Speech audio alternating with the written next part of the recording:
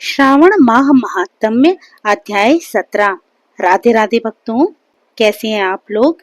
आशा करती हूँ आप अच्छे होंगे और भगवान से प्रार्थना करती हूँ कि आपका प्रत्येक दिन शुभ और मंगलमय हो और भगवान अपनी कृपा आप पर सदा सर्वदा बनाए रखें। आज आप श्रावण मास महात्म्य के अध्याय 17 में श्रावण मास की अष्टमी को देवी पवित्रारोपण, पवित्र निर्माण विधि तथा नवमी का कृत्य सुनेंगे। तो भक्तों, बिना विलंब किए चलिए आज के अध्याय की शुरुआत करते हैं। ईश्वर बोले, हे देवेश, अब मैं शुभ पवित्रारोपण का वर्णन करूंगा।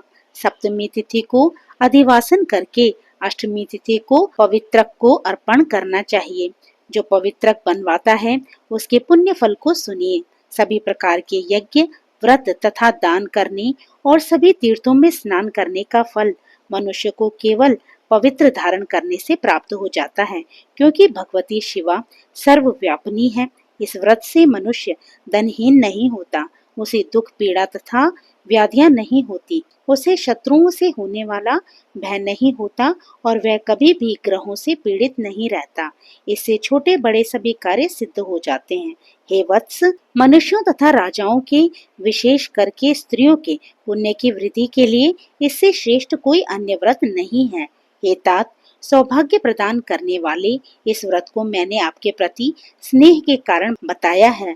हे ब्रह्मपुत्र, श्रावण मास के शुक्ल पक्ष की सप्तमी तिथि को अधिवासन करके देवी के प्रति उत्तम भक्ति से संपन्न वह मनुष्य सभी सामग्रियों से युक्त होकर सभी पूजा द्रव्यों, गंध, पुष्प, फल आदि अनेक प्रकार के नैवेद्य, वस्त्राभरण आदि संपादित करके इनकी शुद्धि करें। इसके बाद पंचगव्य का प्राशन कराएं, चरु से दिग्बली प्रदान करें तथा अधिवासन करें। उसके बाद सदृश वस्त्रों तथा पत्रों से इस पवित्रक को आच्छादित करें। पुनः देवी के उस मूल मंत्र से उसे 100 बार अभिमंत्रित करके सर्व शोभा समन्वित उस पवित्रक को देवी के समक्ष स्थापित करें। इसके बाद देवी का मंडप बनाकर रात्रि में जागरण करें और नट नर्तक तथा वारांगनाओं के अनेक विध कुशल समूहों और गाने बजाने तथा नाचने की कला में प्रवीण लोगों को देवी के समक्ष स्थापित करें।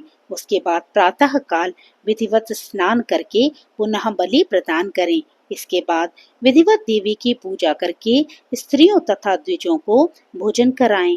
पहले देवी को पवित्रक अर्पण करें और अंत में दक्षिणा प्रदान करें। हे वत्स, अपनी सामर्थ्य के अनुसार कार्य सिद्धि करने वाले उस नियम को धारण करें। राजा को प्रयत्न पूर्वक स्त्री के प्रति आसक्ति, जुआ, आखेट तथा मांस आदि का परित्याग कर देना चाहिए। ब्राह्मणों तथा आचार्यों को स्वाध्याय का और वैश्यों को खेती का कार्य तथा व्यवसाय नहीं करना चाहिए। 7, 5, 3, 1 अथवा आधा दिन ही त्याग पूर्वक रहना चाहिए और देवी के कार्यों में निरंतर अपने मन में आसक्ति बनाए रखनी चाहिए। हे मुनि सत्तम, जो बुद्धिमान व्यक्ति विधान पूर्वक पवित्रारोपण नहीं करता है, उसकी वर्ष भर की पूजा व्यर्थ हो जाती है। अतः मनुष्य को चाहिए कि देवी परायण तथा भक्ति से संपन्न होकर प्रत्येक वर्ष शुभ पवित्रारोपण अवश्य करें। कर्क अथवा सिंह राशि में सूर्य के प्रवेश करने पर शुक्ल पक्ष की अष्टमी तिथि को देवी को पवित्रक अर्पित करना चाहिए। हे सनत कुमार, इसके न करने में दोष होता है, इसे नित्य करना बताया गया है। सनत कुमार बोले, हे देवदेव, हे महादेव, हे स्वामिन, आपने जिस पवित्रक का कथन कहा वे कैसे बनाया जाना चाहिए, उसकी संपूर्ण विधि बताएं। ईश्वर बोले, हे सनत कुमार, सुवर्ण, ताम्र, चांदी, रेशमी वस्त्र से निकाले गए कुश, ब्राह्मणी के द्वारा काटे गए कपास के सूत्र को तिगुना करके फिर उसका तिगुना करके पवित्रक बनाना चाहिए। उनमें 308 तारों का पवित्रक उत्तम और 270 तारों का पवित्रक मध्यम माना गया है। 180 तारों वाले पवित्रक को कनिष्ठ जानना चाहिए। इसी प्रकार 100 ग्रंथि का पवित्रक उत्तम, 50 ग्रंथि का पवित्रक मध्यम तथा 26 ग्रंथि का सुंदर पवित्रक कनिष्ठ होता है। अथवा 6, 3, 4, 2, 12, 24, 10 अथवा 8 ग्रंथियों वाला पवित्रक बनाना चाहिए। अथवा 108 ग्रंथि का पवित्रक उत्तम, 54 ग्रंथि का मध्यम तथा 27 ग्रंथि का कनिष्ठ होता है। प्रतिमा के घुटने तक का लंबा पवित्रक उत्तम, जंघा तक लंबा पवित्रक मध्यम तथा नाभि पर्यंत पवित्रक अधम कहा जाता है।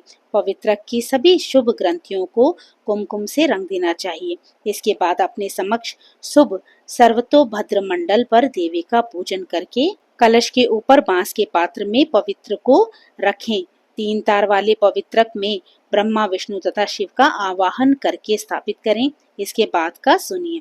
9 तार के पवित्रक में ओमकार, सोम, अग्नि, ब्रह्मा, समस्त नागों, चंद्रमा, सूर्य, शिव तथा विश्व देवों की स्थापना करें। हे सनत कुमार, अब मैं ग्रंथियों में स्थापित किए जाने वाले देवताओं का वर्णन करूंगा।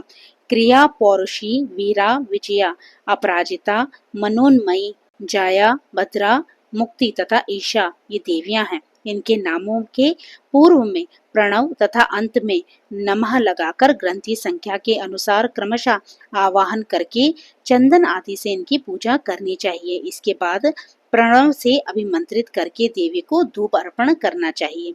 हे सनत कुमार, मैंने आपसे देवी के इस शुभ हे सनत कुमार, मैंने आपसे देवी के इस शुभ पवित्रारोपण का वर्णन कर दिया। इसी प्रकार अन्य देवताओं का भी पवित्रारोपण प्रतिपदा आदि तिथियों में करना चाहिए।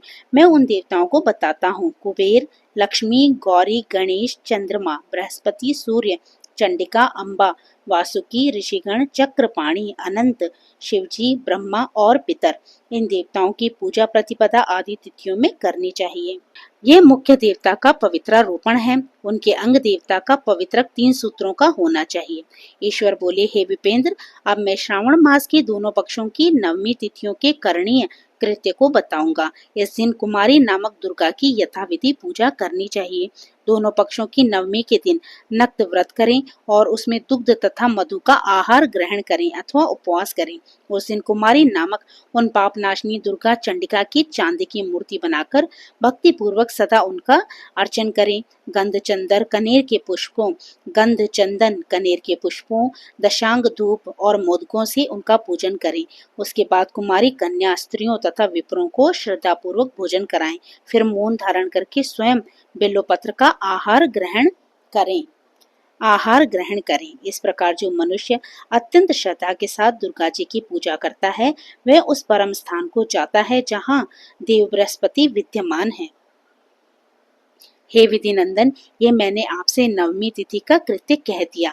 ये मनुष्यों के सभी पापों का नाश करने वाला, सभी संपदाएं प्रदान करने वाला, पुत्र पौत्र आदि उत्पन्न करने वाला और अंत में उन्हें उत्तम गति प्रदान करने वाला है। इस प्रकार श्री स्कंद पुराण के अंतर्गत ईश्वर सनत कुमार संवाद में श्रावण मास महात्म्य में अष्टमी तिथि को देवी पवित्रारोपण नामक 17वां अध्याय पूर्ण हुआ।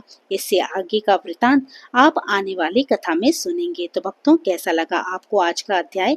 कमेंट करके बताइएगा। अगर आपको अच्छा लगा हो तो लाइक कीजिएगा। आप मेरे चैनल पे नए हो और इस कथा को सुन रहे हो तो प्लीज मेरे चैनल को सब्सक्राइब करना मत भूलिएगा, ताकि इसी प्रकार की कथाओं को आप आगे भी सुन सकें। तो भक्तों, प्रभु का नाम लेते रहिए, पुण्य के भागी बनते रहिए। जय श्री कृष्णा, राधे राधे।